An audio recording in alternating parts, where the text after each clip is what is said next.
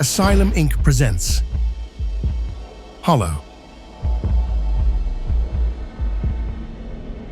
Knowing that he had nothing to lose brought about a sense of euphoria. The man could work without fear or restraint.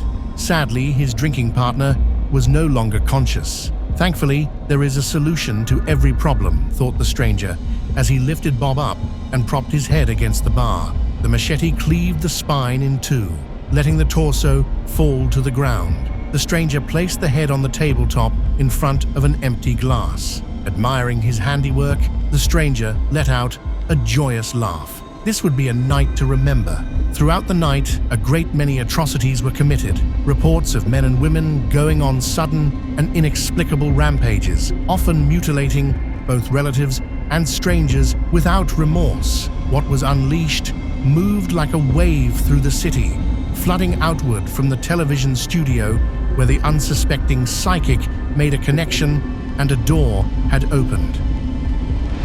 The dead, struggling to escape the pit, had hungered for their chance, not to escape, because there was no such thing as an escape from eternity, but to spread their misery onto those that so callously take their existence for granted. Pure spite was unleashed and spread as more and more escaped. The psychic's head splattered in a grim pattern across the walls of the studio as the dead continued to surge forth. The audience, however, was blissfully unconscious, all but Jacob Kale. Jacob sat, unmoving. Deep within his eyes, you could see a little glow. The door was open, and he provided the key. When the paramedics finally made it into the studio, most of the audience had begun to stir. Jennifer, the mother, was replaced by Detective Kale once more as her instincts took over. Her son's eyes had rolled to the back of his head in a disturbing display, but his pulse was steady and he was seemingly unharmed, much like most of the audience. Panic, desperately pushing at the edges of Detective Kale's mind, was held in check by her strength of will and professionalism. Her son was safe for the moment. Shutting off her emotions in place of pure analytical thought was Detective Kale's well-rehearsed safety net, ensuring decisiveness in even this outlandish situation.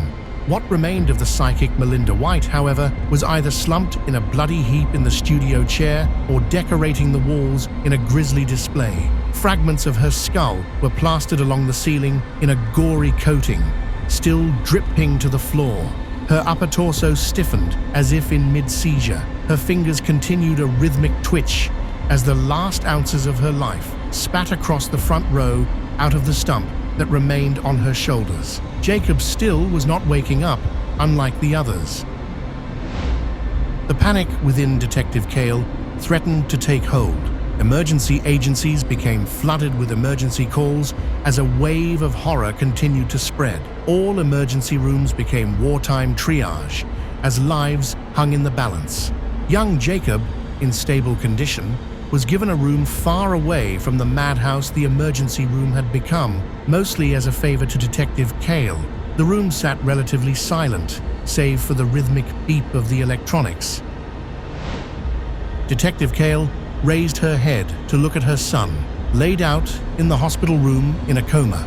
The detective began to take a back seat to the mother as Jennifer resurfaced. An old habit from her distant, abusive past, Jennifer long ago learned to compartmentalize her life in times of need. She never thought of it as a split personality or such crap. For her, it was a way to turn off the emotional valve and allow the analytical side to take over. Her detachment had served her well in the past, but even now, she struggled to let her emotional side come out for her son. She knew, even the logical side knew, that Jacob needed a warm, loving mother. Allowing that side of her to exist, much less even surface, was a deep struggle, however. At times like this, seeing her child in danger, she honestly wanted to shut off the valve. Only years of therapy gave her the strength, actually, to feel the emotions and control them.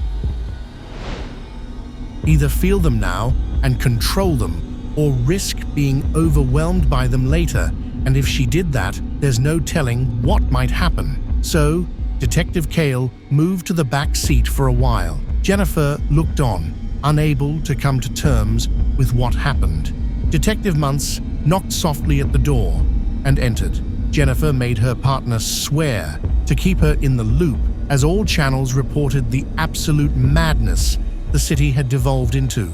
She needed control of something, anything, to keep her sane and focused while still staying in place for her child. While most of the others in the studio were unharmed, aside from Mrs. White and the front row, of course, Jennifer's son remained in a coma with elevated brainwave patterns and extreme blood pressure readings. Medicine offered no immediate solution, but the look on Detective Muntz's face was suspiciously nervous. He knew something. "I know that look, Muntz. Spill." To be continued. Like and subscribe if you enjoyed this Asylum Inc. presentation.